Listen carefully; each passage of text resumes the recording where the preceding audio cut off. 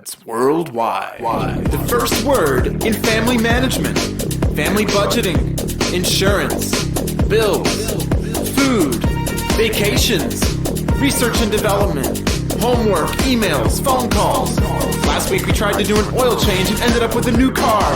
Security. Doors are locked, windows shut, house alarm is set. Fingerless gloves. Dads Worldwide.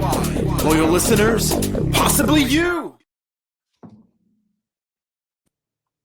Woo! Welcome to another Dads Worldwide.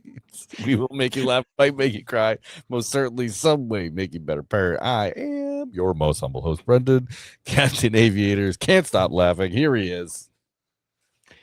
It is I, the 17-time Revolutionary Wrestling Podcast Champion, non-chill filtered, quadruple distilled, your blend master of ceremonies, Tony Captain Aviators fucking G. Whoa.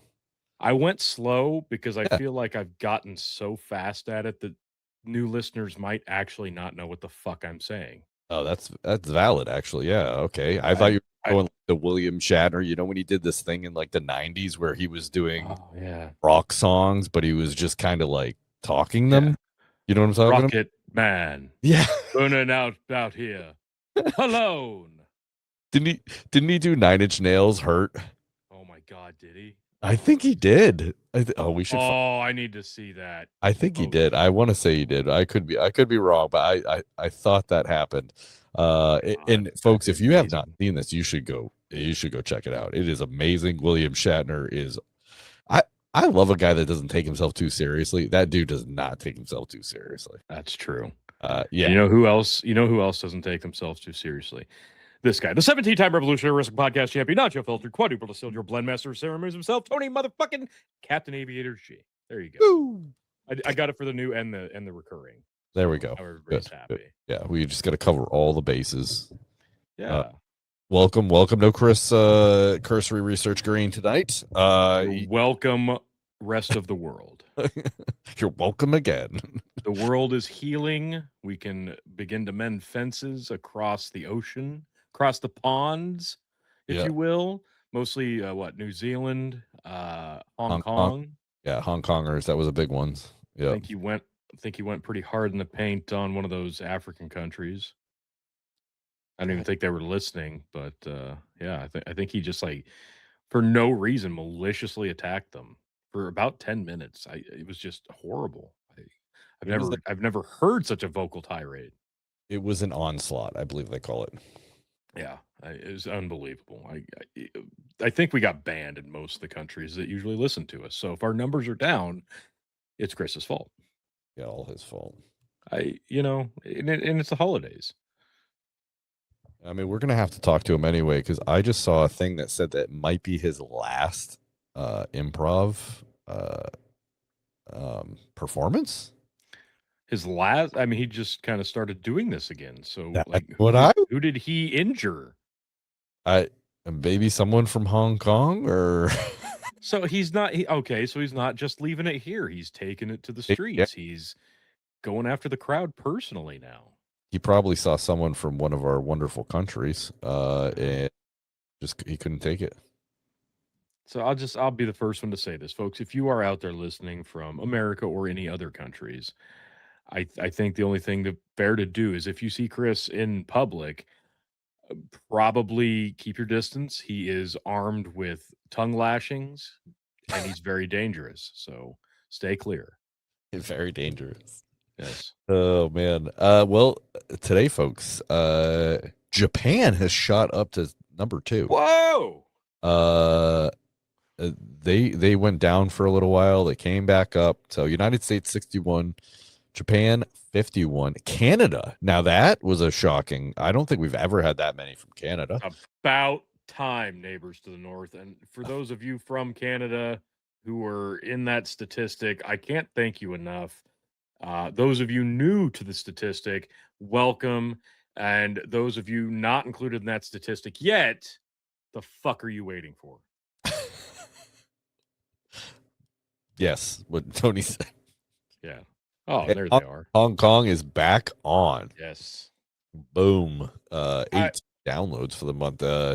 So from zero, they left us completely nothing for actually 2 or 3 months. I want to say, and Man, jump back in. So look at this. We got Japan, we got Hong Kong, we got India, we got Saudi Arabia. Like yep. Asia is just representing. Argentina, Argentina, Australia, and United Kingdom in the basement. Bam. I mean, they're still here. They're still of note, but we got to pump them numbers up, folks. Especially you, UK. Like we got a presence in UK. Let's not beat around the bush here. And I think they're vastly underrepresented here. Yeah, I mean, Japan is not even like an English speaking country. Like Maybe that's why we're so popular, because they actually don't know the bullshit we're saying. It's just they don't know the tones of our voices. They're probably using us as, hey, here's 2 hours of stupid Americans droning on about something you can't understand to help you fall asleep. So no, wait a second. Now people in this country watch their game shows to be entertained with the ridiculous nature. So are we their Japanese game show? No, I'm gonna stick with we lull them to sleep. Okay. I mean, if we did more games on the show, Yeah. which is something we haven't done in a minute, we should probably revisit. Yeah, and I will get some I'll get some old Nickelodeon slime, a barrel of it. We can dunk Chris in it. I think that'd be great. He'll love that. He'll love that. Yeah. If I can't fit my body through a me-shaped hole in the wall, Chris gets dunked into slime. I'd say you have to cut your hair, but you already did that recently. Already did it. Yeah. So I can't really cut my hair much more than it is. So Chris, I guess that's on you too. If you ever return from your verbal onslaught of the rest of the world and improv tour. We'll have to shave our other parts of our body, I guess. Again, I'm kind of already ahead of the party on that one. So Yeah. I know I look hairy, but fully fully shaved. fully, what is that movie? The other guy. Carry my club to my wife. Christina, are you deaf or stupid? Is that them? It's like it's 20 miles. Oh my god. So fucking great. Oh man. Fully shaved Alan. They're fine. They're fine. Other guys, mustard. Other guys. Great movie. That's one I wish they would have made a sequel, but like how? Yeah, they would screw it up. Oh yeah. Yeah. I love when Keaton's character just keeps saying TLC quotes. I don't want no scrubs. Just don't go chasing waterfalls. It's clearly a TLC reference. I don't know what you're talking about. He's working at Bed Bath & Beyond. Yeah. He starts reading out a police report as he's telling the night crew what to do. Oh, sorry, that's my other job. And a head cut off and a trash can. Oh, sorry, that's my other job. Yeah. Whatever the fuck he says. Oh my god, it's so great. Might not be a Christmas movie, folks, but I would recommend it. Definitely great movie if you've never seen it. The other guys, Mark Wahlberg, Will Ferrell, fantastic. The Rock and Samuel Jackson make a cameo. They do. It's interesting. It's great. It is. There's not a bush in sight. No, jumping for the bushes. Aim for the bushes. What bushes? There's not a bush. Fuck. So it's one of the weirdest movie deaths of all time. Spoiler alert. Oh god, it's so good. There goes my hero. Love it. Love that movie. So we're preparing for Christmas. It is you were hearing this, folks. I'm gonna try to post this tonight if we don't finish too late. Okay. December 22nd. Yep, December 22nd. We have been preparing. We've got I think we're good to go. I think we've got all the gifts. We got the stocking stuffers. I think we're good to go. we kind of started well, I mean, I wouldn't say started a new tradition. We're continuing this tradition, although we added a little bit to it. People are now posting their house online so you can go look at their obnoxious Christmas lights. Oh. So So instead of traveling to do that, you can, and sitting outside of their house like weirdos, you can just do it virtually. Oh, no, no, no. Like, you still have to go to their house to look at it. Like, they just post their address. They're like, hey, come gawk Oh. house. Yeah, yeah, yeah. Oh, so you're inviting the murderers in. Cool. Yeah, so this isn't a thing in Nebraska, I guess. No. Okay, Well, so no, not really. I don't think. a couple of the houses are really cool. Like, they have like a whole light show, and it's you have to like tune your radio to a Oh certain yeah. FM to get a music, and all the lights are, going to the music. This we usually did this one house the last couple years. This year we did another house, and we did kind of we went and looked about 6 houses, I would say, give or take. So I don't do Christmas lights. I don't have time. Right. I don't do it. I don't do inflatables. I don't do any of that stuff. The kids have kind of asked, but I'm just like, hey, I just we have other things we need to get done. So I don't do it. So this is the next best thing. Travel to other people's house, look at their obnoxious lights, and move along. Well, we're on our way back. We pass a college in New Hampshire. It's called St. Anselm's College. My sister-in-law, brother-in-law got married there in the church there. They went to school there and they got married in the church there. So it's a Catholic school. So we're driving by, and my wife says, "Oh, Aunt Angie and Uncle Tom went to school there, and they got married there in the church." And my daughter, 6, says, "People get married in churches?" We're like, "Yeah, yeah, they get married in churches." She goes, "Huh, weird." Like,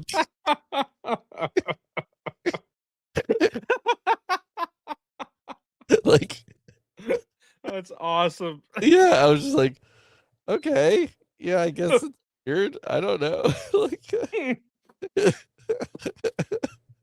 Oh my god, that's so great. it was really funny. In fact, I'm like, I got to tell this on the show, and Yeah. try to make a mental note of it, but we're whatever. So so right before recording, I like ran upstairs with my wife. I'm like, what did she say? And on my way up, I remembered. But yeah, the way she's coming out with stuff now, like, she's her personality is is really showing. I mean, although man, lately she's been a bear, but yeah, that was so funny. She's just like, oh, weird. Like, why would she to church? I mean, I don't know. She doesn't. She's been to a few weddings, or maybe one. I don't know, but Clearly they were church weddings. yeah, they were church weddings. Yeah, but That's awesome. yeah, that was kind of our that was our night last night. We had hot cocoa, which I don't know if it was a great choice. We all had hot cocoa like on our way to a couple houses, and then halfway through, we're like, everyone has to go to the bathroom, so we're trying to find a place to pee. And so maybe we'll half the hot cocoa next year. Yeah. But it was fun. Or just sticking, use catheters. Use catheters, yeah. Just give all the kids bottles. Here you go. Here you go. Here you go. Here you go. Perfect. Yeah. Yeah. Try not to spill. Yeah. So what's the light situation at your house? You you go for? So no, God no, fuck no. My kids would love it if I did. I have a bunch. Well, I had like 6 inflatables because I just started buying them like the day after Christmas at Walmart because I'm like, oh, they're half price. So we had like a few little ones and a really big snowman, and they go up about every other year. So they went up last year, and this year I was like, I'm not fucking doing this. I'm just not. I don't want to. It looks terrible. I hate it. Fuck this. So I decided ahead of time, like, I'm not doing it. And then it was really windy anyway. So we didn't have the chance to do it, and I was at Wind work. So Wind has been crazy. yeah. So it wouldn't have worked out anyway, and I'm glad we didn't because I would have been chasing these things around. But no, they didn't go up this year. And we've got a weird like shape of a house. It's like a multi-level, so I don't know. It just seems like it'd be obnoxious for us on the inside, I think, with how I'd have to do it. And I don't think there's any way I could do it without hurting myself badly on the other half of the house because it's like crazy tall from where the driveway is. So no, I don't think I'm gonna do that. So yeah, that's probably never gonna be a thing. Maybe there's a workaround. I've tried the laser grid thing with the dancing flicker. Yep. It doesn't look as cool. So it's almost like fuck it, and we're far enough away from the road where almost can't tell anyway. Yeah. So I don't know. I had a bunch of candy canes too, and they didn't set up worth a damn. And it got to the point where you put them up and half the stuff would be broken. And I didn't want to do it this year. So I said no. So yeah, we drive around. No, what we do have is so we go every year. We went last night, or sorry, not last night, night before. Uh Saturday, which for other reasons was very annoying to me because I didn't realize until the day before that the NFL decided to schedule that Packers Bears game on a Saturday for some fucking reason. Of course they did. So that was the night we were going to go do this. Well, we go every year.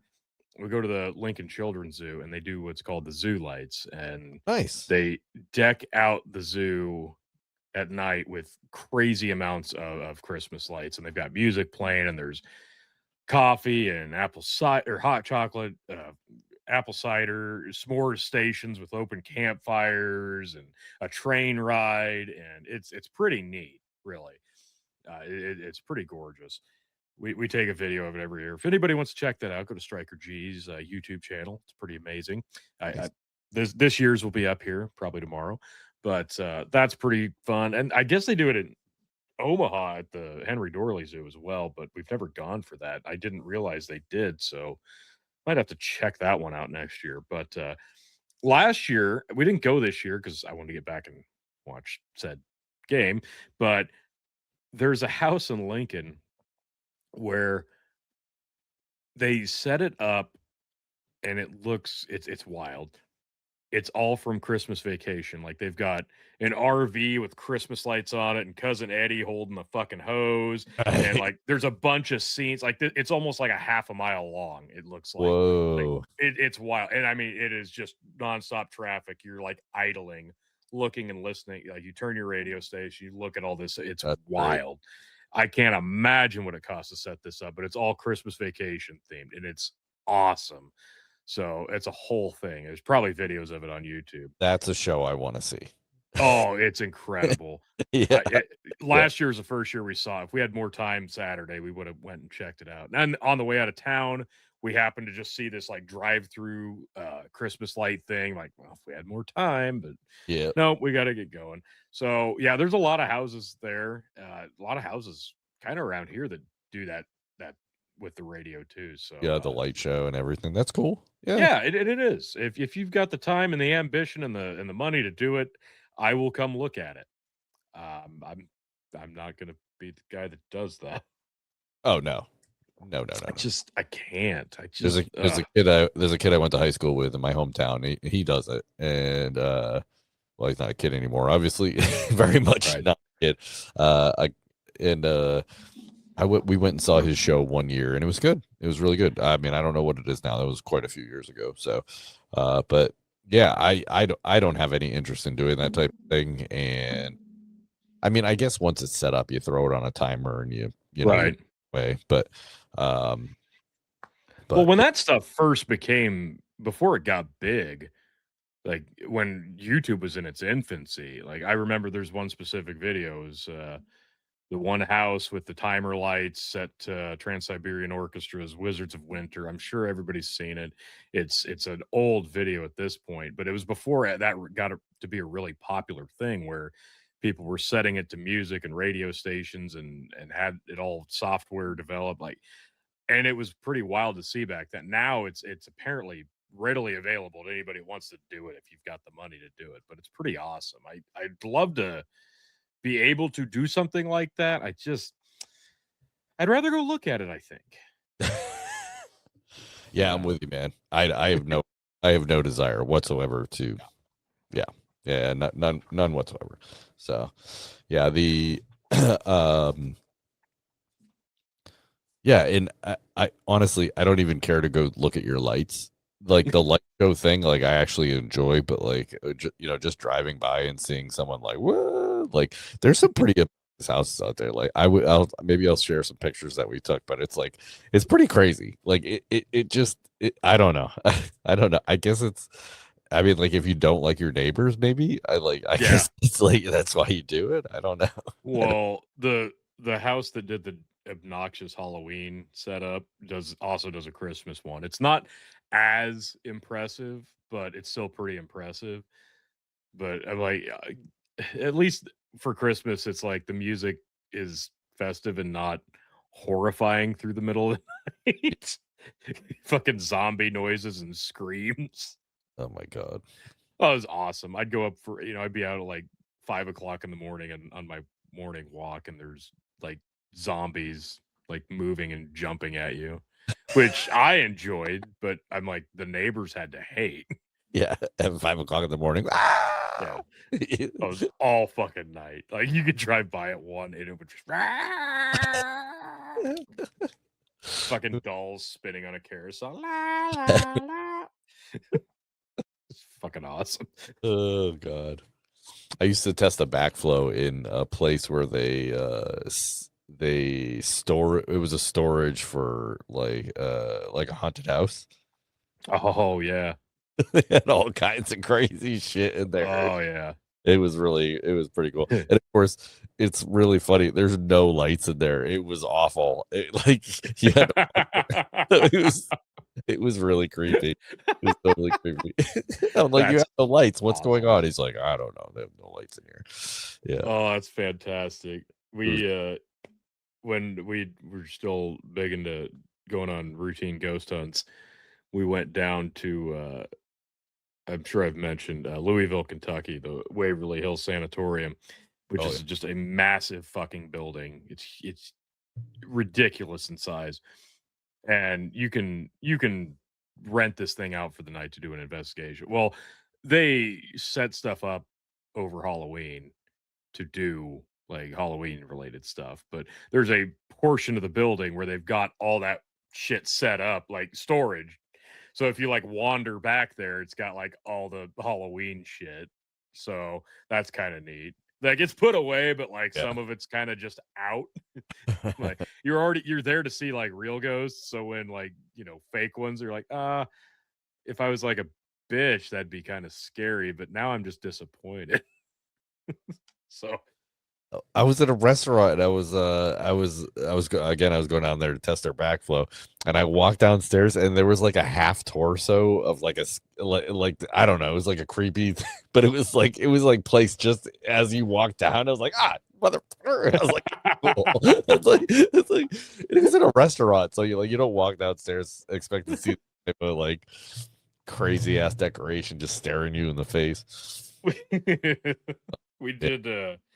We did what's called a squirrel cage jail in Pottawatomie County, Iowa, and there's only like 2 still in existence. It's like a giant bird cage, basically. I don't know why they call it squirrel, but it's like a giant bird cage, and the cage itself is what spins to open the doors on the cells.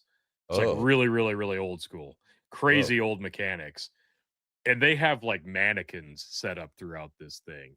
No.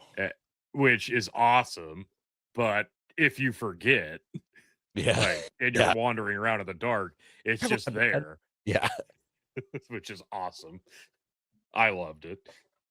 Most of the other people didn't. I was working at a funeral home once, and I was like, hey, where's the bathroom? And I like turned the corner to go into the bathroom, and he's like, no. And like as soon as I turned the corner, there's a dude like sitting up getting drained. Oh yeah. All right, cool, thanks. So probably not that way. Yeah, I was like, not that way, huh? He's like, nope. I was like, but it was Nope, like that's a different fluid draining. You it want the was other fluid dark. draining. It was dark, and there was just like the silhouette, and I'm just like what the hell, dude? I'm like, come on. You know you have someone in your funeral. Like, I There don't want should be a sign. yeah. Why isn't there like an applause sign that says fluid draining embalming process engaged? Like, well, I mean, he could have just closed the effing door to the room. You know what I there's mean? that. Left it open, and Not that way. so after that, anytime I worked in a funeral home, I was just like, hey, I'm not going to be coming across any bodies here, right? Like he's like, no, you're like every time they're like, no, you're good, we don't have anyone there today, you're good. Okay. Fucking messed up. Yeah, it is. Yeah. As much as I've seen some stuff, I just don't enjoy it. You know? Right. Like I don't want to do.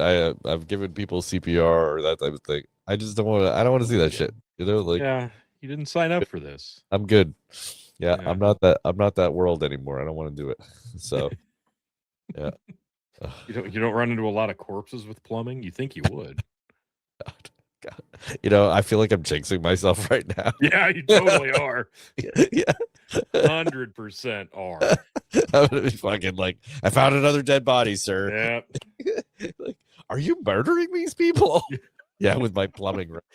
Well, I found out what was clogging your system. I did notify the authorities. So Yeah. If you're gonna stuff your husband down the drain, you cut him up a little more. Clearly, the chunks were too large. Very much. I'll remember that on number 2. Yeah. What are you doing later? Get out of here. I'm spoken for, lady. Oh God. Yeah, I think we're ready. I don't know. I've lost track. I don't know what fucking day it is at this point. I've been off since last Thursday. Whoa. And yeah, so I had a bunch of vacation time to burn up, and a bunch of other people were taking like the last 2 weeks off. So I said, fuck it. It makes sense. Yeah. Yeah. So I took the last 2 weeks of the month off. I'm like, yeah, whatever. I'll burn, and I'm still not going to use it all up. Yeah, I mean, I'm sure your company is more than happy to give you that time off. Yeah. Yeah. Right now we were kind of slow anyway. Like the whole month has been like we've been doing a lot of not working Friday anyway. So Yeah. it is what it is. But I'm like, well, I really don't want to just sit in the shop all fucking day. Like I'm not a mechanic, so it doesn't make much sense for me to hang around the shop. You know, like if I knew how to like fine tune engines and shit, like yeah, there's plenty of stuff I could probably consume my time with. But if I'm not out like doing what I'm supposed to do, I can only organize the pump truck so fucking much. Like, Yeah. I used to. are we sure we have enough rolls of electrical tape? We do. Okay. How about WD-40? All right. Well, that was 10 minutes. What do we do for the other 9.5 hours? Well, that used to drive me crazy. Like, oh, well, you can come to the shop and work if you don't have enough hours. And I'm like, how about you just schedule me properly? And that used to drive me nuts because like I'm like, you're paying me a lot of money. Why do you want me to? Like, why do you want nothing? Yeah, like do nothing. Essentially, like I can clean. That's fine. You want me to clean? I'll clean. But like, what the f? Like. So yeah, that used to drive me crazy. I mean, I do it like because, you know, because I wanted my 40. Right.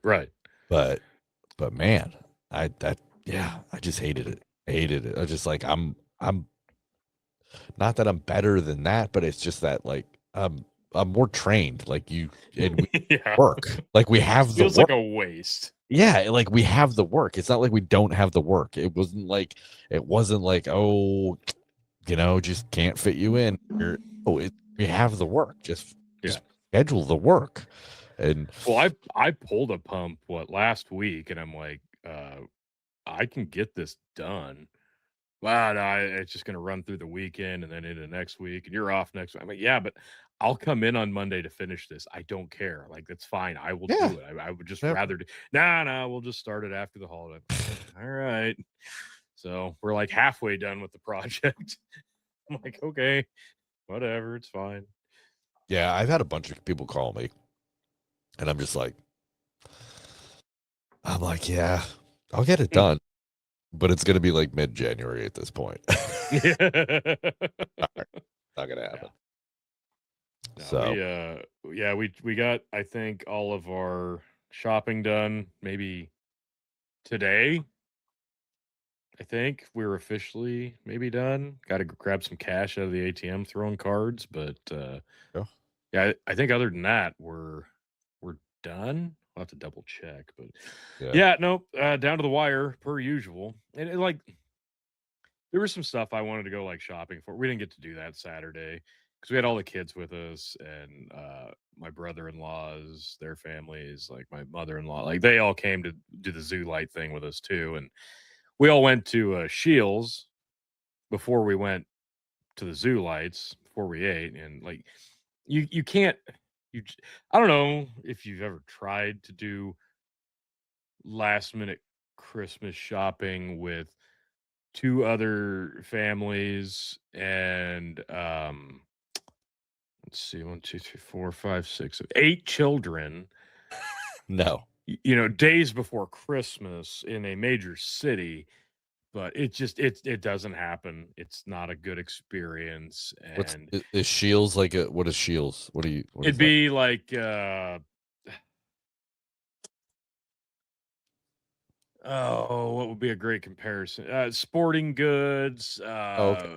clothes, shoes, uh, Like a guns. department store type thing. Yeah, yeah. Yeah, it's like a two-story major like sporting and hunting and yeah, it's got everything. There's fucking like coffee shops in there, fudge stores, Damn. fucking stuff for the kids to do. There's a giant Ferris wheel in this thing. What?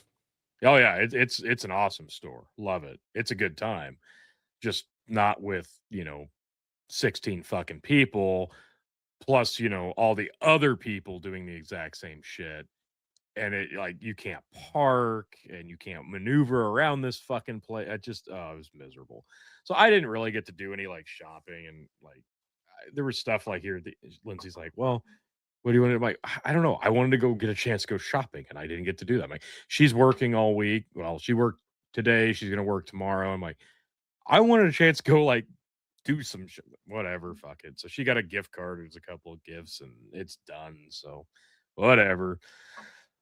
I think we're good. And so we talked last year or shortly after last year's Christmas.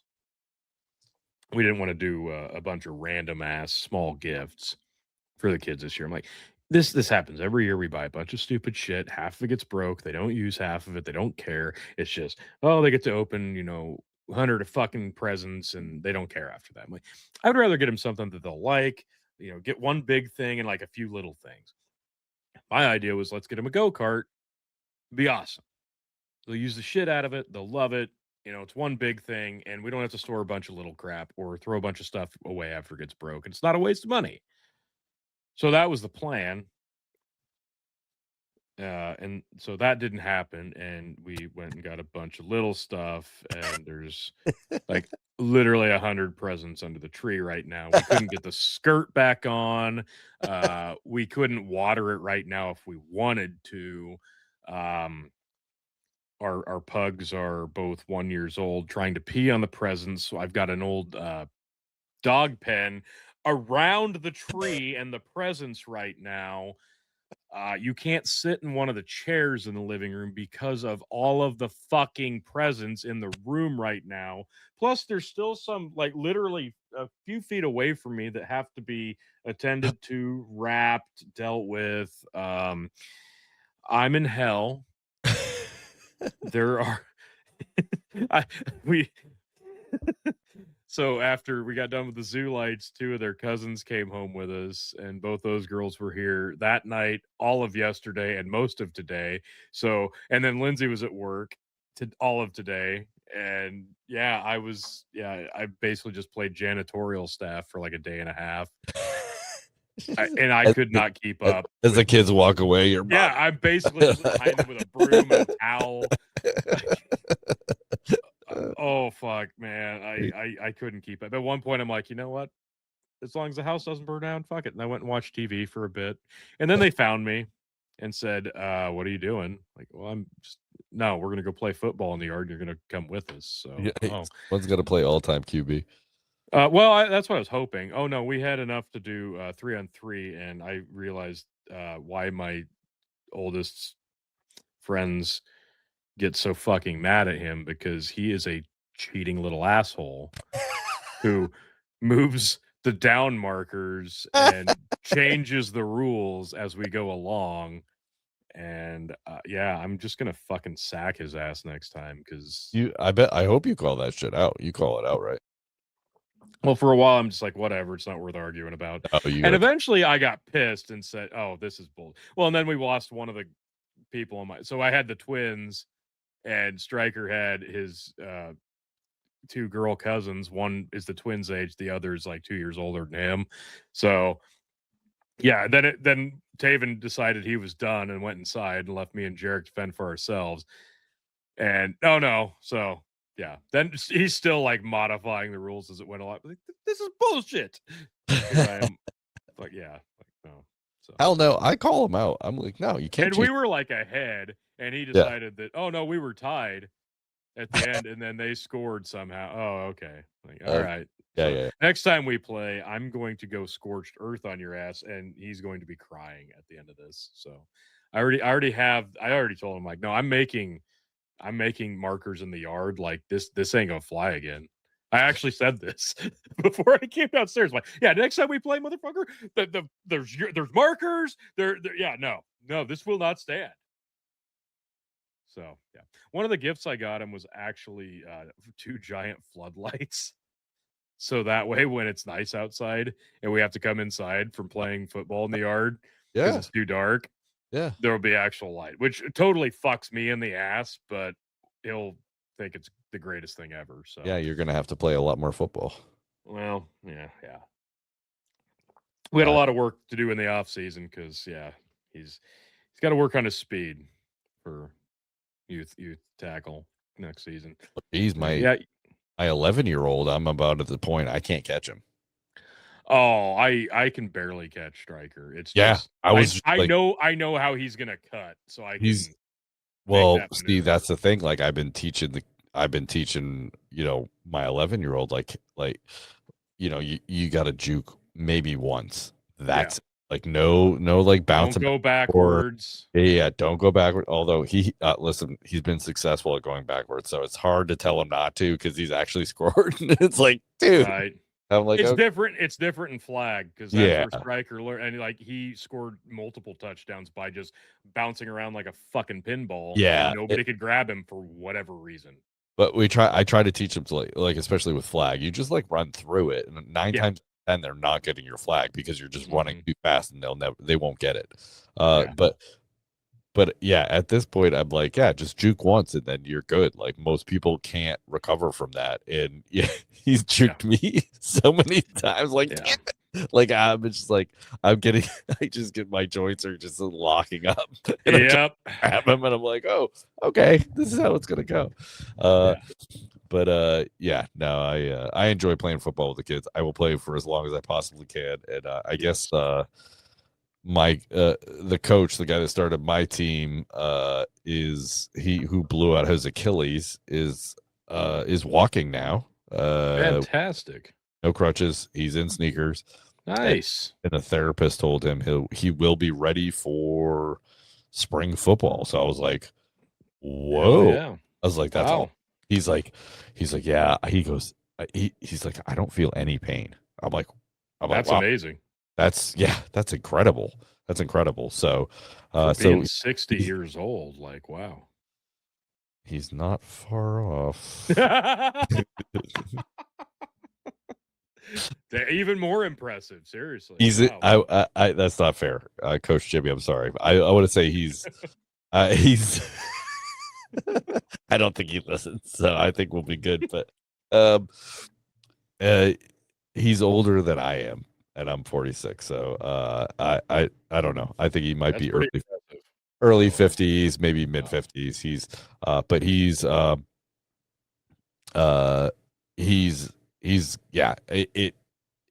Yeah, it's incredible. He's doing well. That's awesome. So we're excited about spring flag football. And the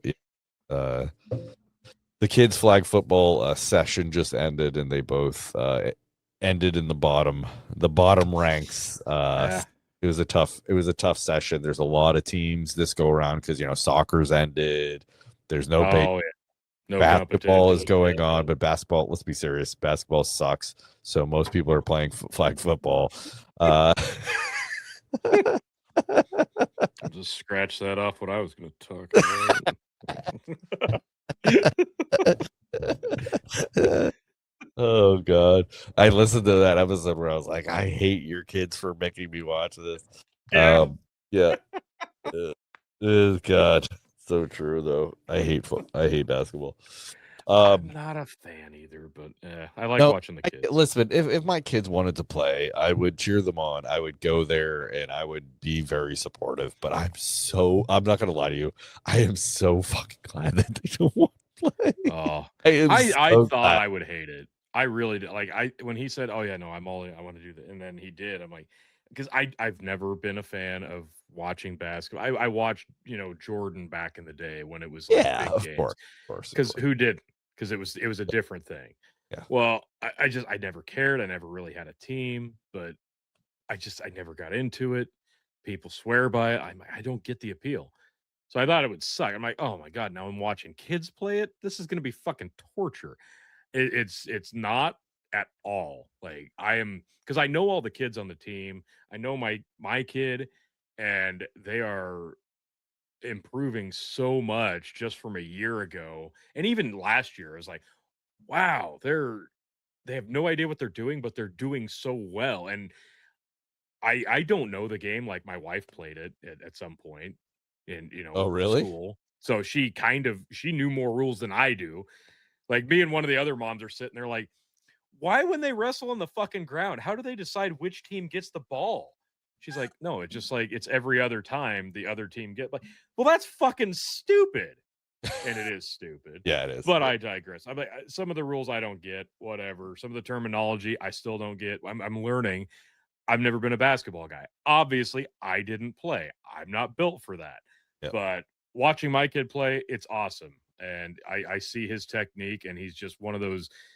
He's a coachable kid, and he is so just it's second nature to be team mentality. He's not looking for the glory. He's like looking to set up plays and just be a part of it. And he just loves that because he's scared to shoot a lot of it. I mean, he's told me this. I'm like, dude, you just have to shoot. Like, there's at least two other kids on the team who are fearless at shooting and can't shoot for shit. Awful. Yeah. So just fucking take the shot. And one of the best shooters on the team misses probably 65% of his shots. But guess what? The ones he makes are awesome because he takes the shot. So stop fucking stalling that. So it is a lot of fun watching him. And we're in full swing on that, right? We just did two tournaments back-to-back weekends. The first one, they went 2-1. I mean, just played lights out, and then they played not their best game, but once they kind of got down, they got annoyed, and you could see it kind of unravel from there. And we kind of got fucked on that deal. I don't know if I mentioned this already, but we were out to eat because we had like a 2.5 hour downtime, and it was just a little past lunch. Like, oh, so us and a few of the other families, kids went and ate lunch because we had time. And then we're like in the middle of eating, and one of the coaches calls and says, "Oh yeah, they fucked us up. We're gonna play in like 20 minutes." Oh my God. So we're like, so we hurry up, pay, we rush them back, and now they've with full stomachs have to go fucking play. We never would have done that had we known. Yeah. So yeah, we kind of got fucked on that deal. It was one of the cliff notes in the email. If they do this, if they win their 2 games and this other team happens to lose their game, then you'll play it this time. Oh, okay. What the fuck? So yeah, we kind of got fucked on that deal. Then this last tournament, we went 1-2. We opened it with literally the best team we're gonna play this entire fucking season. They were incredible. and this was all fourth graders. And their third grade team didn't do bad. They didn't win. I think they maybe won one game, but you're looking at that team going, holy shit, that team's going to be fucking awesome next year. Like, holy shit, this town's got it going on. So yeah, it was like Harlem Globetrotters level, and they held their own in this one. Then they won their second game close, and then they lost their third one close. But the best player and shooter on the team was like stomach bug all day, and he was just off, and everybody else was just off. And I'm like, even then, you guys easily could have been 2-1 handily. So they look really good. I'm pretty impressed with how far they've come in a year, and it is so different when it's your kid Oh, playing a sport that you don't even give a fuck about. yeah. Oh no, that's what I'm saying. Like if my kid wanted to play, I would support them unwholly. Like I would go to every game, as you know, I would support them. I would help as much as I can. Yeah. I it's just it is a game I don't enjoy, and I'm so happy that they don't do it. I'm not gonna lie to you. But speaking of, you said you were talking about the third grade team and the fourth grade team. Mm-hmm. So one of the teams in my son's 10 and under flag football, they were beating everyone in the 10 and under, and they were actually the 8-year-old team. Oh shit. Yeah. They're a tournament team. They're a tournament team that, it's crazy. They're a tournament team. They practice like every day. It's crazy. Like that's all they do. They travel to different leagues and just beat the shit out of people. So wow. Yeah. So and they have a team in like every category. So when they're around, we know who's gonna win the league that year. Session, I should say. So it's ridiculous. But they're good. I mean, they practice, they're good, so but it's like how do I make a metaphor? It's a rec league and a professional league, and they're meeting. Like these guys, right. Yeah, I mean, like they have a quarterback, and it's hitting the kids in stride. You know what I mean? Like, it's eight. Like at 8. Well, no, this is the 10-year-old league, but it's like and 10-year-olds covering 8-year-olds. That's crazy. And these kids they're doing it. Like they're doing it, awesome.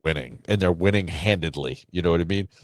That's awesome. My son's 10 and under team they're pretty good. They're not a terrible team. When they're clicking, look out. Like, forget it. You're in trouble. Like, they're just like, yes, defense is on, you're in trouble. And if the offensive is, oh my God, like, forget it. If they're not clicking, they're the worst team in the league. Yeah. It's insane. It's insane. Like, but it just came down to, but yeah, that team, it just made me think of that when you were talking about that one team that it's just like amazing, and then you could see that the third graders are going to be amazing, and it's the same thing. It's just this tournament team is just, it's insane. It's crazy. I don't even know why they bother. I was actually going to walk up to the coach at one point and be like, "Hey, are you sick of collecting those medals or what?" Yeah. Because they just annihilate everybody. He puffs on his cigar and goes, "Nope."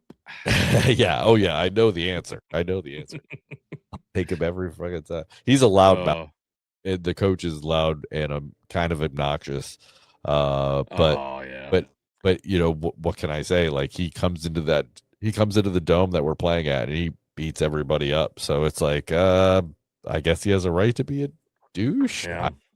Well, that was the thing. So we haven't gotten into this too hard yet because of the age groups that the kids are, but we're starting to see it. And this was the annoying part of that tournament. We played bad, and this was our home tournament. We really wanted to do well on this one, but we went 1-2, whatever. Well, the team we played for fourth place to see who was going to finish fourth was from about half an hour up the road. And this town has like a lot of teams. We were in a different league last year because of our Parks and Rec thing, stupid, whatever. And it was like a majority of teams were from their town. And this is a whole nother league this year that we almost didn't get into because that league apparently, I don't know if it didn't happen or if we didn't get in or what happened. We weren't going to have the same league, and we just happened to get into another one this year. Well, this tournament we hosted just happened. Well, this was another team from this town, and we met them in the third game. And again, this was playing for fourth place. So both teams had gone 1-1. And it was this town is kind of known as a basketball town. Like, they're good at basketball. It's not a football town, whatever. Like, they have a lot of basketball. You just know that. Even at a young age, they got a lot of basketball teams. Okay. I have never been more fucking annoyed and wanted to punch a bitch in the face than I was this day. This was so obnoxiously white trash, dumb fuck, stupid fucking bitch. I wanted to smack this woman in the face so badly. Damn. Oh, it was egregious. We're sitting there and it was getting a little chippy in some spots, but not like bad.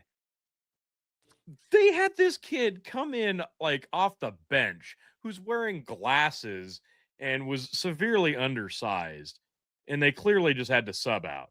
This kid like runs onto the court. He made it like 20 feet.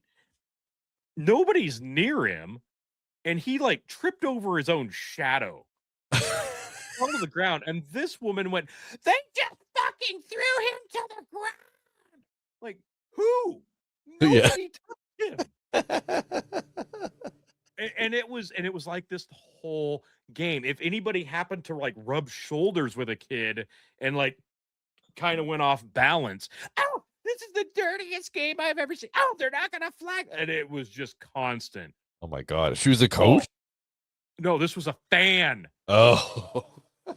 Oh, and the coaches were vocal as shit too. Don't get me wrong. Like, it was obnoxious. And I'm just like, man, it's just, fuck's sake. It's fourth place, and really, like, we've all been here all day. What the come on.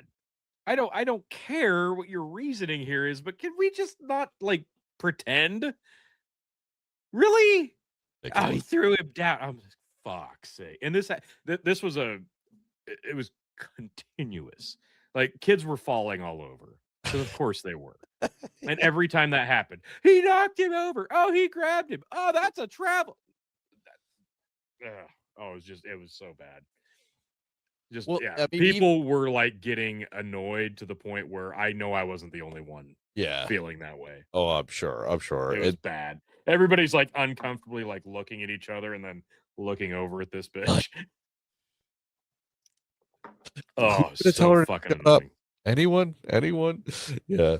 Yeah. So then they win, and it was like, and they're all, and it's like seals. And it's like, you know, like fourth grade basketball. Like, it's chaotic. It's not the NBA. It's not even junior high. Like, like, you know what I mean? These are kids learning fundamentals in a tournament, and it's not even like league play yet. So it really doesn't matter. And what are fourth place in this tournament does not fucking matter. Yeah, and they do probably like a half court, right? Like, they're not doing full courts. Oh no, this is full court. Is it really? Yeah. In fourth grade? Wow. Yep. That's impressive. We did a 3v3 league for 4 weeks that was half court. Yeah. But no, a regular season and tournament, that's full court. So wow. And it's been a completely different animal. Like, they had to kind of relearn. So yeah, it's a lot of work. Yeah. Turns out cardio sucks. But that's the other thing. Like, I'm glad, because Stryker needs it. And that was the other thing. Like, with football, like, even in the yard, I'm like, we got to work on your speed, because I can still catch you. Yeah. Because I know where you're going to cut. I can still catch you. I should not be able to catch you. He's not built for speed. So he played what they call a wing back this tackle season. And it's kind of like a hybrid tight end where he's blocking a lot.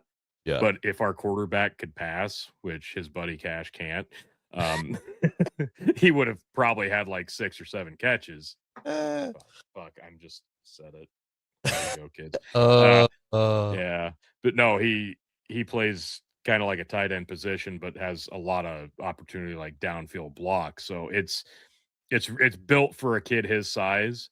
And I it'll be interesting next year because I don't know if he's gonna like I don't know yet if he's gonna keep pace height wise, but like stocky wise, I know he's gonna be like bigger than most of the other kids in his class. So I don't know if they'll keep him at that position or try to Have to go turn linebacker. him.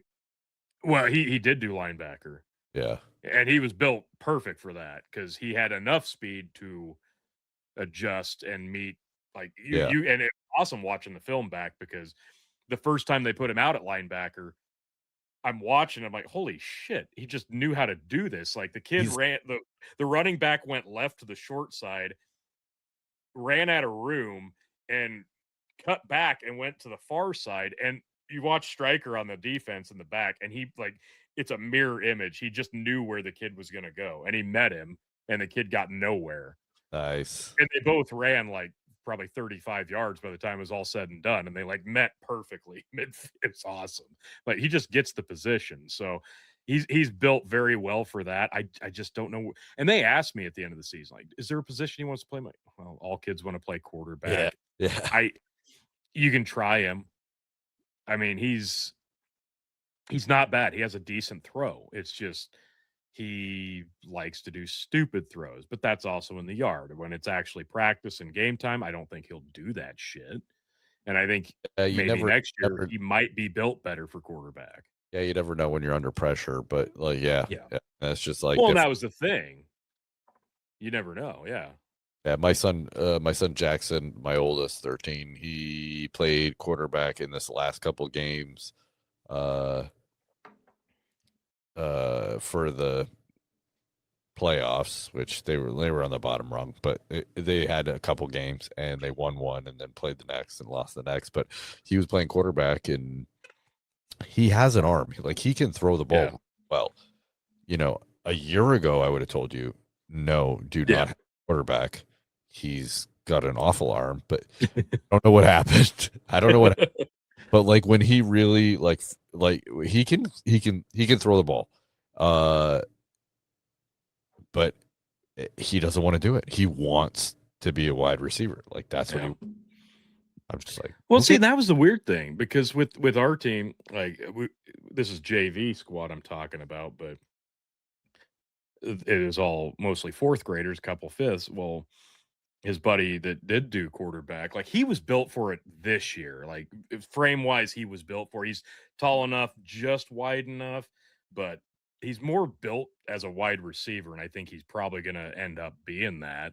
Yeah. You can just look at him and see like he's got a little more speed. He's a little more lanky. He's going to be better at that position. But right now, with everybody else, personnel wise, yeah, he offered to play quarterback, and they said, yeah, you fit the bill. Go ahead and try it. Well, he just as soon as pressure hits, he's very, very inconsistent, which sucks because if you had a little better time, he probably would have been a lot better. But that's not on him the whole time either. So, and another year totally could change. But Striker, I'm like, no, you're just not built for it this year because this year you're one of the taller kids, but you're also one of the stockiest kids on the team. So you're just that's not going to happen. You're going to 100% play linebacker and you're going to play blocking and you're going to open up gaps. Like that's what you're going to do. Maybe next year it's going to change because you're still growing. It's going to be wonky. Just don't not speak up because they're going to ask you what position you want to play. Don't be a fucking mute this time because that's what he did last time. And that's why you got to play the positions you did because you didn't say anything. Why did Cash get to play quarterback? Because he said, yeah, I'll do it. I'll throw the ball. So he did it. So that took a lot of fucking balls on his part. Like, don't be a mute. You got to say something. Did it. Hey. Quotes. Whether he was good or not doesn't matter. He went out and did. Yeah, he did. Hey, credit to him because he got put in his ass several times, but and he's also one of the kids that misses a lot of his shots, but he takes the damn shots. And when they land in basketball, fuck, they're beautiful. And speaking of football, the NFL, both of teams, amazing, right? Like, dude, amazing. Oh, it's ungodly. I I'm I gotta say, Tony, just to begin this, I'm so happy for you and the Bears. I really am. I really am. I'm. Don't get me wrong. I'm ecstatic the Patriots are going as far as they've gone. I did not expect this at all. Even though I It's an did put them, incredible run with it as is an young as they are. incredible run. Even though they've played no one of worth. Doesn't matter. Yeah, right. But in the same respect, this league has been so crazy this year. Yes. I would say almost the NFC is almost going to be like the tougher of the yeah, right. Like I I mean, don't know. You think so, but then I, you look and you're like, some of the scores on the AFC side, you're like, fuck, the ones that are what like solid at the top, the things they're doing. I don't I, know. all I know is that Kansas City is out. Officially, yes. Yes, thank And they goodness. lost to the Titans yesterday. I just saw. So Jackson, my oldest, is Oh like God. he's like all about the Chiefs, all about the Chiefs. Except for this year, he has Yeah. kept his mouth shut. Wonder why. He has not said a word, and I just like, Oh. and yeah, yesterday when they lost, I was like, dude, the Chiefs just lost to the Titans. It was like, Yeah, one of the worst 3 teams in the fucking league. oh my god. Well, yeah, and one of the other worst teams, the Saints, beat the No, beat the Jets. Jets. Yes. Oh, I Did actually, the Raiders end up beating the Texans? honestly, I don't even know, but I would just want to, I They want were up 1 point, and then I completely spaced it out, and I never went back to look. But I'm sure they to didn't. New Orleans. I actually pegged them to win to beat the Jets, and I cashed in on that baby. So Awesome. so one of my leagues is it's called a 4 quarters league. You pick 4 teams at the beginning of the year, and my 4 teams this year are Philly, Patriots, Steelers, and New Orleans. Mm. Obviously, I picked New Orleans because I had to, because it was the end of the draft, and I don't Yeah. have much of a choice. Although out of the last 16 weeks, I the 4 times I've picked them, I picked them their 3 wins. So Oh. 3 out of 4. So that's pretty fucking good, especially with a losing team like that. So, yeah, this week I put them on the Jets. Phillies fucked me the last 2 quarters. Yeah, because Mm. lost against teams they definitely should have won against. Yeah. Uh, And they've been doing that a lot this year. yeah, See apparently. the Bears. Yeah. Because who did I have them against? I couldn't even tell you, but I could. Yeah, well, they were my number 1 team. I picked them in the first round of the draft because they were supposed to be fantastic, and Well, you would of course you would. yeah, and I mean the Steelers and Patriots I picked out of I needed AFC teams basically. Like it was by the time it got back to me. So yeah, either way, scratch that.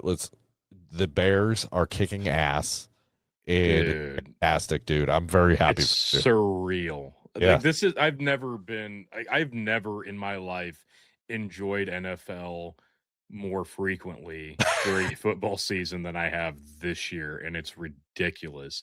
Yeah. The Bears are currently first in the NFC North and have officially clinched a playoff spot and are right now the number 2 seed in the NFC. This is insane to me. This is not normal. Like right now, I'm just like, oh man, if we can just throw the last few games, we'll get a really great draft pick. Like that's where I'm usually at this time of year, and this has been insane.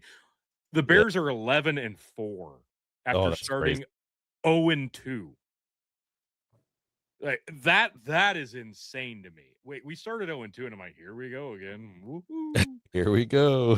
Had we even won one of those games, it's a 12-3 team, which is something I don't remember the last time the Bears have won 12 games.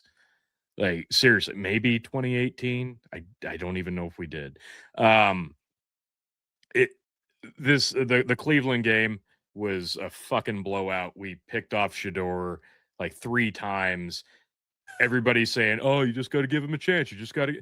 This was so sweet. Like not just because of the Browns, because I don't give a fuck about the Browns. Like, oh, we beat up the Browns. Oh, well, I kind of feel bad for them. No, this was amazing. We got to beat the fuck out of Shador Sanders. made my day and just did it just with ease, made him look stupid. That was great. And then you got a short 6 days to get ready for a rematch with the Packers. We dropped the game against the Packers 2 weeks ago in Lambeau, which, it was still close. I wanted to win that one. Wanted to win in Lambeau, but I'm like, if we go 1-1, I guess I'd rather win at home. And this game, again, we were at the Zoo Lights for most of this thing. And like, this is bullshit. I wanted to be home watching this. I thought it was on set. Fuck me. Whatever. Can't skip out. We're probably gonna fucking lose anyway. And we're looking at updates. Me and Stryker are both like, oh, it's 3-0 Packers. Fuck, Dad. They kicked the it's 6-0. Oh, we kicked the field 6-3. It just, and it was not going well. The whole game was terrible. Like, we did not play good football. This was bad. It was bad. Fucking Cairo Santos was ungodly amazing at the kicking position because it was windy as hell. He kicks 3 field goals, our only points of the whole game. And I mean, they're all like 45 plus or 44 plus, I think, with wind on top of it. And he sneaks them all in or just drills it. This guy was incredible getting those 9 points, keeping us in this game. Because if he misses one of those, this is not a thing right now. And then with like 2.5 minutes left, it's 16-9. And we fucking storm back. We get an onside kick, recover it. They bobble catching it. It was incredible. They drop the onside kick. We get on top of it. Somehow we drive down. We get into range. It's 4th down with under a minute. Gotta go for it. You gotta go for it. And Caleb Williams, under pressure, tosses one into the right end zone corner. And in perfect poetic justice, fuck number 25, whatever Nixon from the Packers. You're a piece of shit. Fuck you. Blows his coverage, completely misses it. We score that, which, mind you, we knocked out Jordan Love early in this game. He did not come back for the second half. And we thought, oh, this is going to be good for. I hate to see a guy go down, even if it's a Packer, but yeah, of course. His backup, Mac Willis, comes in and played better than Jordan Love. No. I mean, this guy looked clutch, like he'd been playing this game. He'd been the starter all season. You're like, fuck me, this guy's, and that's what the Packers do. They have a great quarterback roster. You can't take anything away from the Packers in terms of developing quarterback. More proof of it. This guy was clutch. But we get the score. We're a point away. They said they were going to go for it if we got into a situation like this. They opted not to. They kicked the extra point. They had like 20 seconds left. Big sack. They just say, fuck it. Let the time run out. We go to overtime. The Packers started with it. They start driving. Big gain. They get just on the other side of the 50. It's 3rd and 1. Huge defensive stop. Like, they got to him. I think they tried to run it. They got the stop. 4th and 1. They opt to go for it. Whoa. Instead of punting, which you could, where they were, you can see why they did it, but it's a questionable. They fumbled it. Oh my God. Get back on top of it. Turnover on downs. Yeah. Now it's over if whatever score, right? Score wins. Yep. And we fight. Big first down. Monungai gets a huge first down. It's 1st and 10. And we're like 47 yards from the end zone. And Caleb Williams looks like he's the most calm motherfucker in the world under pressure all of a sudden. Hasn't done shit all game until the last 2 minutes of regulation. And now throws this ridiculous throw to the left side of the end zone. And again, fuck you, Nixon from the Packers. You're a piece of shit. That was pass interference all day. All over DJ Moore before the pass even gets to him. Still hauls it in. Huge grab, huge score, instantly walk off, fucking win. And there's the same guy. Number 25, Nixon, fuck you.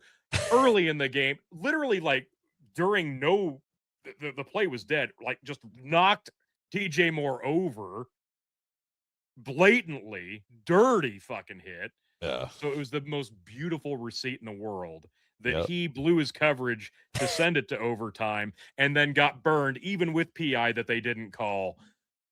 Fucked it up, gave up the catch and the win. 11. It was the most ridiculous, improbable comeback. There was like a 0.6 chance of us winning this game with 2 minutes left, and it was incredible. You could not write this any better. So of course the Packer fans online have been like, oh, it's scripted. The NFL scripted. Oh, the refs. We didn't play our starters. Jordan Love got hurt. Injuries. They turned our heaters off on the sideline. This is y'all's Super Bowl. And I started making a list of the excuses. And anytime I'd see it, I would just paste it underneath that. And I'm like, adding another one. Because, yes, for the last however fucking long, it has been so goddamn lopsided. So, yeah, this one felt amazing. But no, it's not the Super Bowl, but you can't get routinely fucking raw dogged by a team and then beat them and then not enjoy it. And we went 1-1 against them last year. People forget that. Yep. So it's not just a lopsided rivalry anymore. Like, this is the oldest rivalry in the NFL, and this was a big one because the actual playoff and the actual division were on the line. This wasn't just it means nothing, we're not playing our starters game, which is also bullshit. You guys just sucked last year. This one meant something, and the reactions from me and Stryker both watching this game. Luckily, we got home to watch the end of this thing, because we watched the second half from the car on the phone, and then we got to watch the end of regulation and overtime at home on the TV. So it was just unreal. I've never seen him so excited about a football game. Well, just the way it unfolded, it was so much fun. And yeah, they changed the Patriots game to a night game at some point, and like I completely forgot. Of course. So actually the website for the Opal business that I have with my brother-in-law like went down, so I'm like trying to fix that, like try oh shit for like 45 minutes, and my wife comes out, it's like, hey, you watching the game? I'm like, oh shit. I'm like so I jumped on there and started watching it. So I'm trying to do my work and watch the game at the same time, and just trying to oh god, dude, like Sunday trying to troubleshoot a website and mute Messenger so Phil can't bother you. Yeah. But speaking of pass interference, I think it was in the fourth quarter where Keyshawn Booty, Drake May throws a pass to Keyshawn Booty, and the Baltimore Ravens, I don't even know what his name is, he literally wraps his arms around his legs and starts tackling him before the ball is even in video frame. And then, so Keyshawn Booty goes down and bops his head off the ground while he's catching the ball, and it comes loose, of course, because he just bashed his head against the ground, and the guy swats it away, and no call. Oh, come on. No call. You look it up. It's insane how bad. I don't want to blame the refs for much. I really don't want to, but I do that enough in college. I don't. Oh my god, dude! The last Patriots game I watched, I was like, "That's holding." Yeah. Did they call it? No. Okay, I'm like, all right, no problem. That's holding. Same thing in this game, to the point where the Patriots defender still made the play, but his shoulder pad was in the ripped out. It was ripped out in the up position because he was being fucking held. And I was like, I can understand not liking the Patriots, but some things are pretty obvious. You just how have much more egregious does it have to be? Yes, I get it. The Patriots, they're winning. They're you don't want them to win, okay, but you still have to call the obvious things. You have to do that. And when at some point, I don't know about the game the game before, I don't know if you saw the highlights of that, but there was one of our defenders who ran up to a player that was getting thrown the ball, and he literally like turned at the last second. He caught the ball in the player's chest, and they called pass interference on it. Like the defender caught the ball, and they called pass interference on him and gave the catch to the other team. What? Yeah. They were like pass interference, spot of the foul, but they called it a catch, even though it's crazy. Like I was just like, I've like, seen that once. I'm like, how do you that. like he did turn his head. Like it was at the last second. He definitely turned his head though. Like even though the ball was already in the air, right? The ball's already in the air. He turned his head at the last second, caught the ball, and it's like on the chest of the wide receiver. He caught the ball. Like it's blatantly obvious he caught the ball. Like oh man, I messaged my brother. I'm like, dude, did you see this game? And he's like, no, I didn't watch it. I'm like, you gotta look at this. The craziest thing I've ever seen. So like I played it to him, and he's like, oh my god, like no way. And I'm like, but that was a game where there were so many holding penalties, and I was just like holding. I'm like, come on. I'm like, come on. Like, and it was against one point. It was against the Bills. Yeah. And I was like, listen, I'm like, would any of if they actually called it, would it change the game? Maybe. No, maybe not. I don't know. But it's it's just like, come on, call the game. Like, call the game. Like at one point it's consistency over anything else, because they kind of after the first quarter have established their rhythm. And now if they deviate from that, what they'll allow and what they won't, then it's going to be like, oh, see, they're playing dirt. The refs are fucking paid off. I truly feel like it's once they kind of have figured out how they're going to call the game, they stick by it no matter what. And it sucks when you're on one side of it, because you're noticing it when it goes against you more than you are the other way. But if you can watch a game where you don't have a vested interest on either team, and you're like, man, they're not calling shit. Like, well, that was holding on that team, holding on that team. And then some games it's the total opposite. Like, for fuck's sake, let them play football. Like, because it's one or the other. There's never a happy medium. And this is college or NFL. Yeah. Last week, the Bills game, the Bills and Patriots game, they like the first half, they didn't call anything. And I was like, and I'm like pointing out holding calls on both teams. I'm like, holding. I'm like, what is happening? Like, this is ridiculous.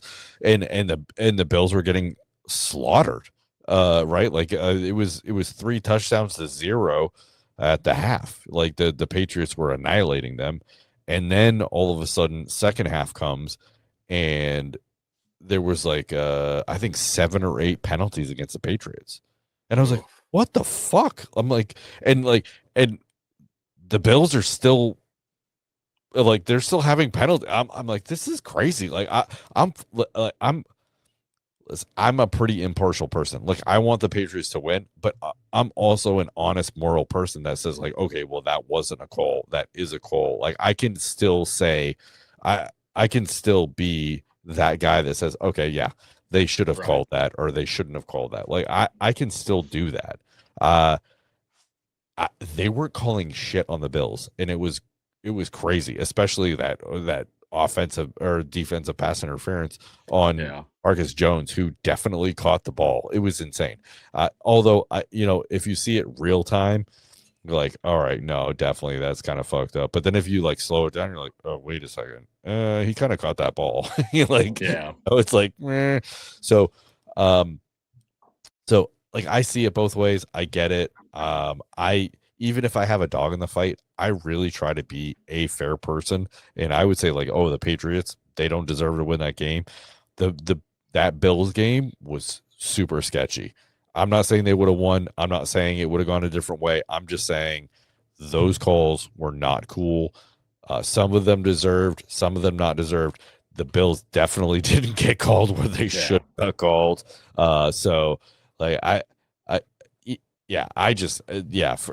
see what you're saying. Like, if you have no dog in the fight, like, I see where you can, but I really do. It's a little easier to see it, but for sure. But I really do try to be fair and impartial. Yeah. Don't get me wrong. I do too, but Yeah. I'll be honest, I'm so fucking used to Nebraska and college football. Like, and we're in the Big Ten, and the Big Ten has notoriously some of the worst officiating, and it's every week. It's us, it's other teams going, for fuck's sake, can we get some better officiating? Because every week somebody feels like they got fucked. And it's not just blowout games that they're Yeah. bitching about this. It's like literally calls that absolutely did determine the outcome of the fucking game, which if that's the case, no, this is not, oh, it was mid-second quarter and it was 6-7. Like, no. This is like fourth quarter, minutes to go, and egregious pass interference that did not get called. I'm used to this shit on a weekly basis. And in the NFL, I like, you feel like it should be more consistent and professional from the officiating. You do. And I've seen it a lot this year where it's blatant and just like you're describing it. And it's not just holding, it's other shit too. And that was the thing, like with the Packer fans, they were like, well, when you knocked out Jordan Love, that was obviously, it was a dirty hit. No, he like lowers his head before he gets hit. The guy's already in motion. There's nothing you can do at that point. Yeah. Like, I get it. It sucks. Your fucking starter got knocked out. I'd be pissed too, but I'm not going to say no. It was clearly intentional. But you can make that argument all you want. Nobody but the guy making the hit knows. All right, Yeah. but when it's blatant holding, blatant throwing somebody to the ground after the whistle, pass interference before the ball has a chance to get there, like that's completely fucking different, and people don't take it objectively, and and that's the other, especially when it's a rivalry game. I don't know how heated do Bills Patriots games get, because I know that's a lot more close to home for you, Well, but yeah, it's in conference. fucking Packers Bears is going to be chippy, especially if both teams are not shit houses. Yeah, so for a while it was Patriots Indy, right? Because it was right. Payton and Tom Brady, and then Yes. it was just crazy. Anything in conference like Jet, Mhm. Buffalo, Miami, really tough games. It's the same thing with Cincinnati, Cleveland, Sure. Anything in conference, forget it. It's going to be Yeah. great. So, or in the same state, I guess. Yeah. I don't. It's not. I don't know if I would say it's contentious. But it's definitely, like, again, anything in conference, you're playing hard. You're playing hard, and especially the Patriots dominated for quite a long time. Even though Buffalo before that, Buffalo was dominating that conference for quite a few years. Not a long time, but for quite a few years. So it's funny. I'm looking back now at the full Bears schedule. And I haven't done this. So I'm looking back at the preseason. It's kind of funny. We tied the Dolphins in week 1 of the preseason. Oh gosh. I forgot about preseason. that. It's preseason. Well, yeah, but then the next week we beat the Bills 38-0 on preseason, or like in preseason. So like there's no consistency because it's preseason. Yeah. And then we beat the Chiefs 29-27 in preseason. Well, this is all that should be. I mean, I say it's just preseason, but then the Bills, although they have a winning record and their record is pretty good, they lost games they shouldn't have lost. Oh, absolutely. Absolutely. But then KC obviously has been horrible. Miami has been horrible. Yes. Yeah, I mean, 2 is on the bench.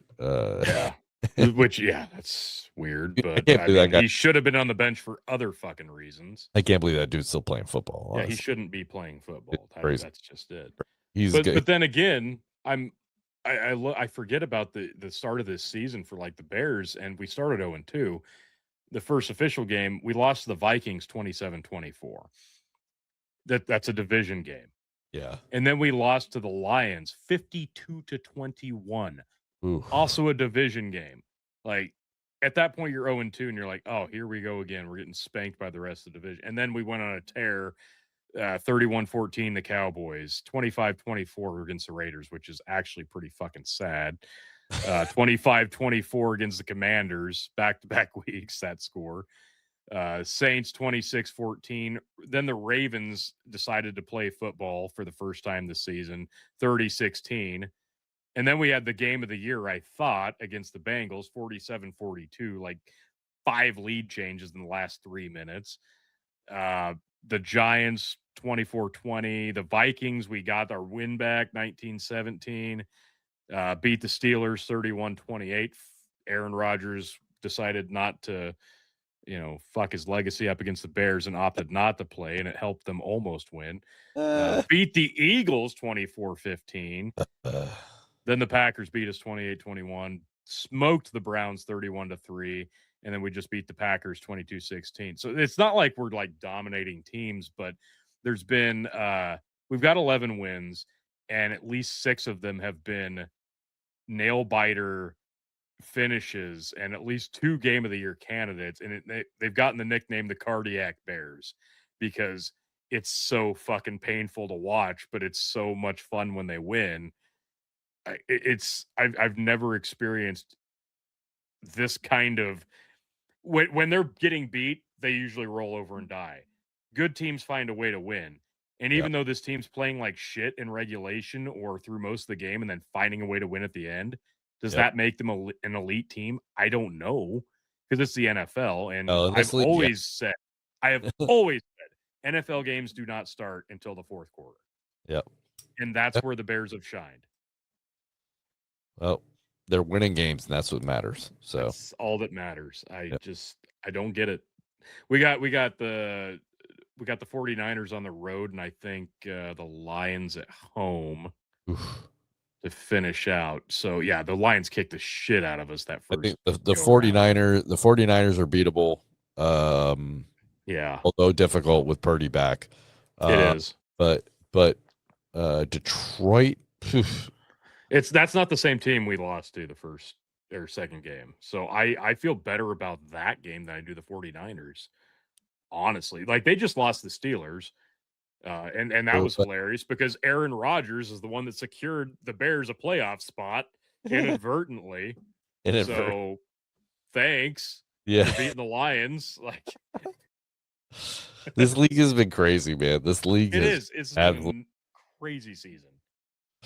And I'm trying to remember back when I think it was the 2021 season would have been the 2022 playoffs, which was like the greatest playoffs in modern history. Like every game was just ridiculously down to the wire. So much fun. We were in Nashville. Me and Lindsay were. The Titans were in the playoff, and we were in Nashville when that happened. We should have went to the game, but we didn't. But we walked by the stadium the next day just to look, and it looked like a war zone.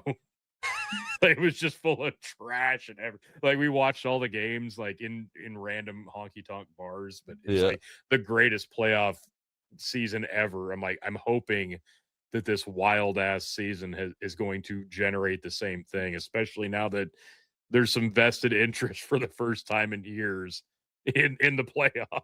I'm just there's no Chiefs. The Bears are going to be in. Like, oh my god, this is uncharted territory. I'm so happy. I'm more happy for Stryker that he doesn't have to like be embarrassed to follow in my footsteps, like for as long as I have. Oh god!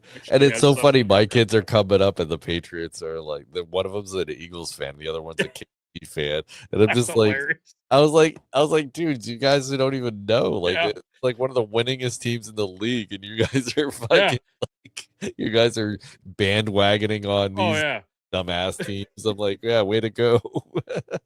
Patriots had the greatest like coach and quarterback combination of all time. Like crazy. Yeah. Like you're jumping off the bandwagon because we kind of stunk for 2 years. Oh, good plan. Good plan. Where did that lead you? Right. Yes. Yeah. We'll see where it happens. The Eagles kind of low, and KC not even in the playoffs. So yeah, interesting. I don't know. Like that was the telling point when the Bears like beat the Eagles, and it wasn't even really as close as the score indicated. I'm like, wow, okay, maybe we're not bad, and maybe the Eagles are not good. Not as good as they should be. Yep. For No, and they're not. sure. So I don't know. Looking at this though, yeah, like the NFC is kind of a gauntlet, and ugh, I don't know. Still going to be tough, but yeah, it's It's doable. going to be. Like it's doable for you guys for sure. I mean, even if we go like 1-1 in these games, like I would throw the 49er game to beat the Lions. Yeah. Because then you've split games with all your division foes. You're 1-1 against all three division teams, and you have an outright uh, claim to the title, Yeah. right? Because if you go 0-2 into Lions, even if you win the division, did you really win the division? Like, Sometimes it's just better to lose one before the playoffs and just, right? get a little humbled and then move along.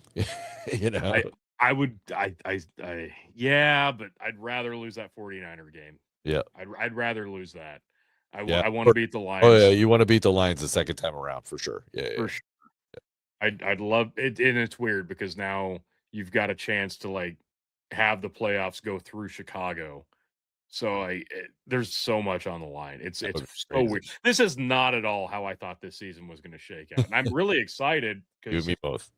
when we're 2 weeks down the road and we can like actually look at it, we're going to have to revisit our predictions, you, me, and Chris, for what we said was going to happen or who we predicted to win the divisions and how the wild card was going to shake out. And there were some interesting choices. I know one of mine was a total fucking miss, and that was the Falcons. I was gonna say They tried. It's definitely Atlanta.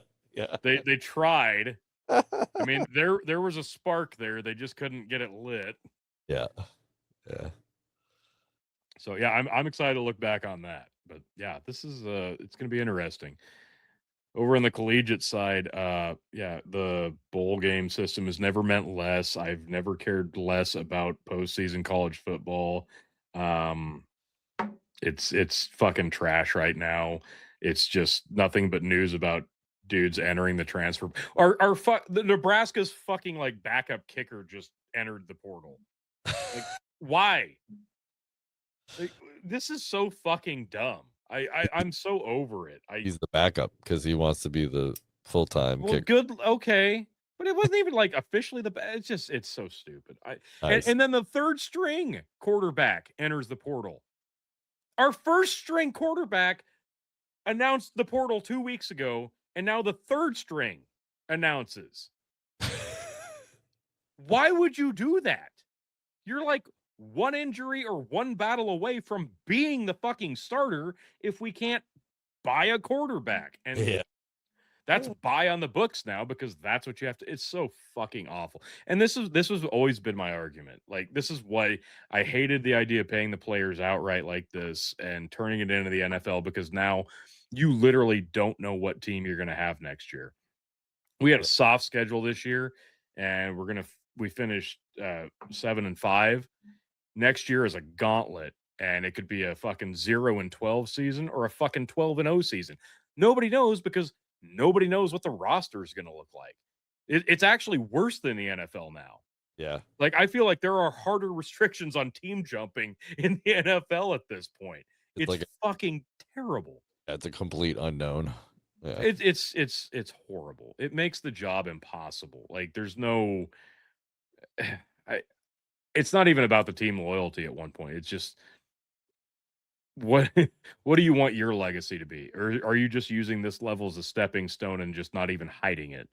And if that's the case, fine, I get it. But most of the players at the collegiate level, you're not moving to the next level. Yeah.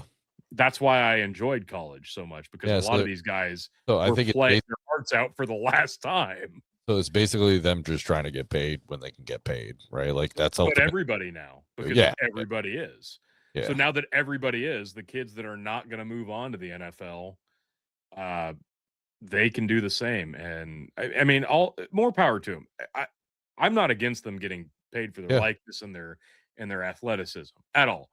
But there's got to be a better way to do this, because it's not fun for anybody at this point. And it's not even like the teams that are at the top are the ones that have it on lockdown. Like, Texas fucking Tech, who's a nobody on the collegiate level, bought a team and is in the thick of the playoffs this year. So if you've got crazy amounts of donors, guess what? You're going to be a playoff team. So it's stupid. Like and that's another reason I'm just like, oh my God, at least I have a team in the NFL that I can be proud of for once. So proud. Enjoy football, because college is just tanked right now. So bad. Ugh, gross. And we had playoff games for college that were fucking not horrible. Fun. No. All right, let's give a hold right there. I gotta pee so fucking bad. Okay. You want me to hold it? Yeah, no, I'm gonna go pee. You can hold it if you want. Well, that's not what I meant to hold. But no, okay, I get it. No, you can fine. Hold it. It's just I don't know if I could wait that long. Have to get a ticket. That was wonderful. I just did the Macarena, hoping that StreamYard would make it into a short. So that'll be awesome if that happens. Oh God, that would be so good.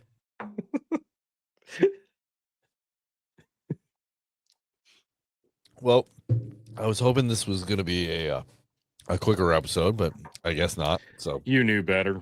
I should know better. Yeah.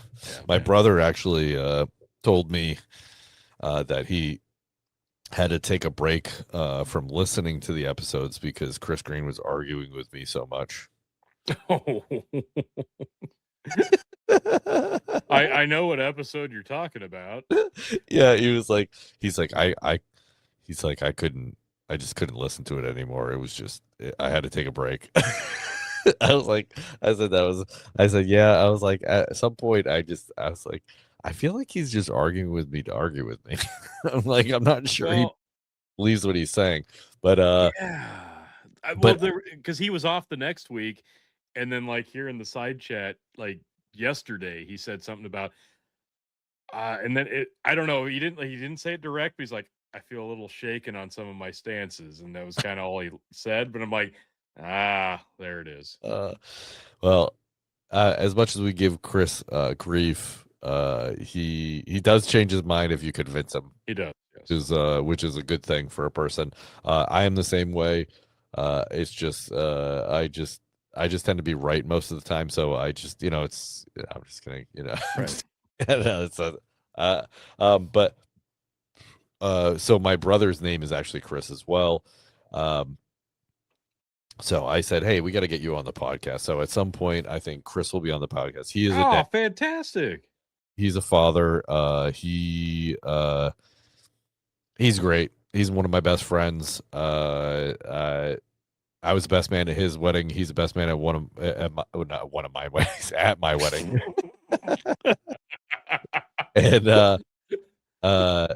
And so no, he I was like, we were talking this weekend, and we've always kind of talked politics. And I've definitely I would say I don't know, I don't want to speak for him, but I say I've definitely personally, between when we started talking politics to now, I've moved.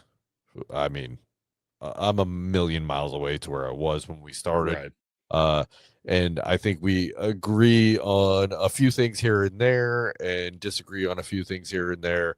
Although in some ways we come to the same conclusion in different ways. So it's pretty interesting. But yeah, I told him, I was like, how are you going to come on the show? So especially since he's a dad and well, I love him. He's my brother. So fantastic. Absolutely. Yeah. We should. I think that's a great idea. Like, we should just have a list of people that we should definitely have on. Well, I think actually that was one of the things I was going to kind of bring up. I think in the new year, I think we're going to go back to interviewing other people. Yes. Hell yes. Because I God damn it, I love it. I just love talking to people. One of them who reached out to me last year, which I never got back to him. Well, I told him I was going to talk to Tony, which I never did. My fault. he wrote a book, and God, I'm gonna butcher it, so I'm not gonna even say it. But we did an interview with him, and it talks about the dangers of children and different uh, not just drugs, but like screens and different things. Like dangers for children and that type of stuff. So, uh, I, I'll look it up. I should have prepared better to talk about it, but I think we'll probably talk to him again. He's a really nice guy. And then I think we'll go back to talking to different people and trying to do a few more interviews. Hell yeah. As much as I love doing what we're doing, talking about football, talking about politics, I think You don't want to get too redundant. No, yeah, well, I get it. I want to add a little bit of spice, and I want to get Yes. back to the. It's just I have to get better about reaching out to people to interview. Well, we went on like an 8-week tear there where it was just like 2.5 hours of nonstop politics, and I get it. And listen, The wear down. I love it too. The yeah, wear down I'm is with you. real. I love it. I love it, and I love talking about it. I love arguing about it. And I love the fact that we could talk about it, disagree, and not hate each other in the end. Which is something that Hard to come by. really hard to come by, and it blew me away when I met you guys. And even Phil, like he was like, "Hey, dude, you don't have to say I'm sorry after everything you say." Oh, Okay. Like if we don't agree, we don't agree. So I was like, "Oh, yeah, okay. That's yeah, okay, cool." So but I was so used to being apologetic to people about right. views, and you shouldn't have to. You shouldn't. No, because that's not how it used to be. No, and Not to the level we're at today. oh, definitely. Yeah. So I think in the new year, I think that's going to be the goal of Dads Worldwide is to Hell yeah. whether Tony wants to find someone to bring on or I all find for it. we're just gonna I think we're just gonna find some interesting people, even if it's people that we interviewed before, bring them back on and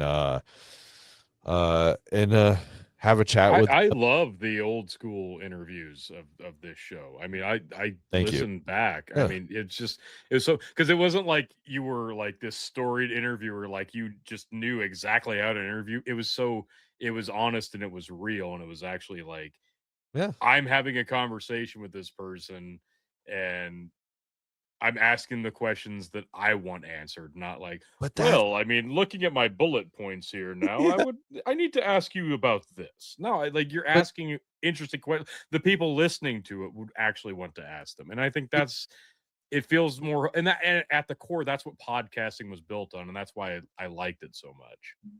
but for me, I feel like that's what an interview should be. Like Mhm. that's like you if the media empire, whatever you want to call them, was honest, then they would ask questions that you actually want and Yeah. they wouldn't ask these canned bullshit questions Yes. that everyone asks. Yeah, you want to know certain things. Yeah. And then yeah, like you said, just having a genuine conversation with somebody, people can tell. Oh, yeah.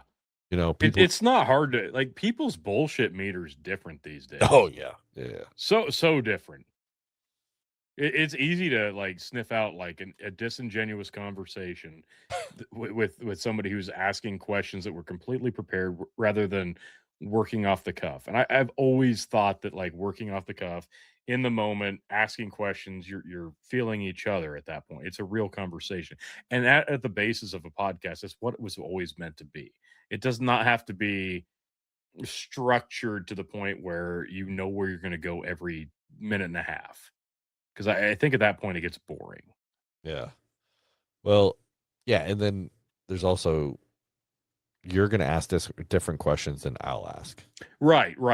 Yeah. And then we can feed off of each other and the person that's answering the question. So, I think Chris had mentioned that he oh yeah, that's right. He interviewed Ruby Sue from Yes, from the Christmas Vacation movie. Yeah.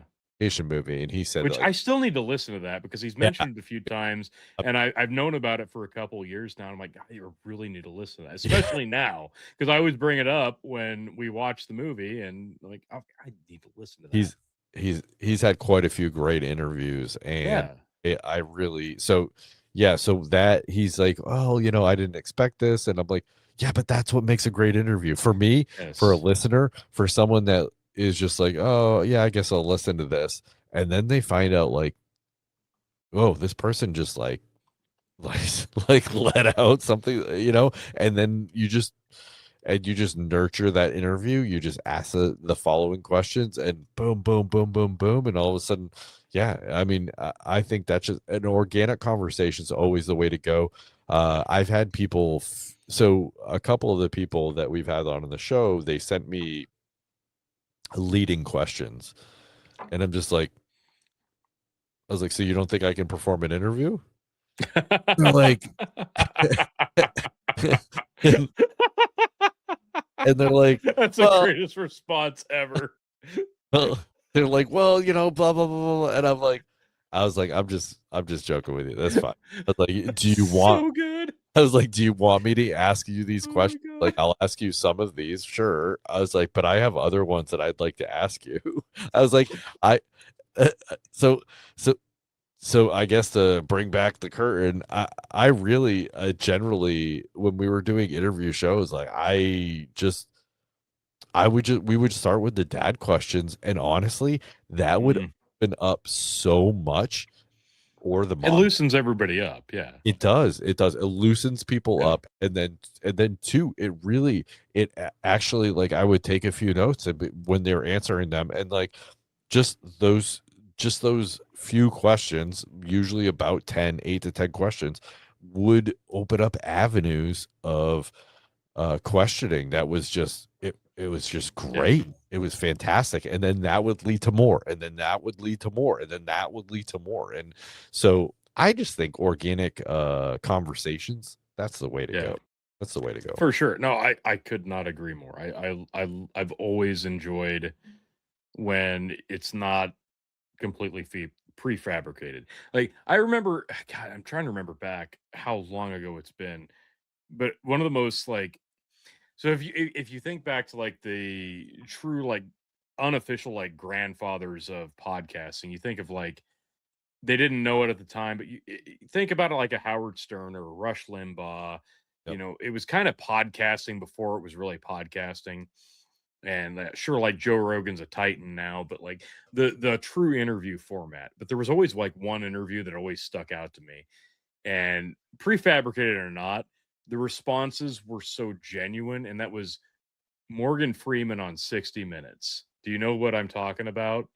No, I don't know. No. So it's probably been 20 years, but I remember watching it on TV when it debuted, and his responses were so not prefabricated. It was so great. It was like questions of how do we end racism, and he just went, "Stop talking about it." Oh my God. Or Really? what are your thoughts on Black History Month? It's ridiculous. What do you mean by that? Do You're Jewish, right? Do you celebrate Jewish History Month? Why do you only get a month? This is stupid. And his answer, like he was like, you came into this interview like with a chip on his shoulder, Oh, that's great. and Yeah. it was so just real and honest. I'm like, that's how a fucking interview and a conversation should go. It should not be comfortable at all times. It should not be like, oh, here's the outline. Here, let's do this. No. And then like podcast blew up. I'm like, I've always kind of thought of that. And it was the most beautiful interview I've ever seen because he was just so honest. It's one of the greatest interviews I've ever seen. And That's I remember like a handful of his answers so good. It's so good. I'll have to find it. But yeah, it's probably like 20 years old at this point. that's awesome. I missed it. Damn, I don't know how I did. You're not a regular 60 Minutes viewer? No. Yeah, me either. I don't know how I saw it, but I Mm. did. Yeah. Not now, not ever. Sorry. No, I think that's great. And that's even something I was going to say. Like, hey, I always love when you did interviews. We should do that. Yeah. I'm on board 100%. I Good. think that would be fucking fantastic. Good. And I know Chris will want to do it as well. So I don't know Well, if he needs to calm his shit down on Hong Kong then. that's fair. I don't know if we'll get another podcast in by the end of the year. I hope we do. I think we will. But I'm off work, so I'm available. okay, so I won't say Happy New Year, but I'm gonna say Merry to everyone. Merry Christmas, Tony. Merry Christmas, Chris. And to all the listeners, Merry Christmas. Thank you for listening. I 100% appreciate you all. I honestly, if you didn't listen, I would still do this because this is my nerd hobby. I love it. I love it so much. It's fun for me. But I do appreciate that someone actually is listening to us. It blows my mind that someone is. I please jump on the website, click leave a voicemail. Yes. Please, we want to hear. We want to hear your comments. And Promise we'll get back to you quicker than we did Theodore Kaczynski. And, yeah, that was greatest voice message ever. We let that one slide a little bit, but we got back to you eventually. We did. It was only a week or two. Like, you know what? Still, I feel bad. I know. Sorry. Yeah, don't send us any mail. Tony, where can people find you? There's classic episodes of everything else I do except for this show, which is right here at Dad's Worldwide. Find me here, dadsww.com. Go to the voicemail, leave me a message there. Other than that, Linktree/Tony the Rod. There's shows, I guess. maybe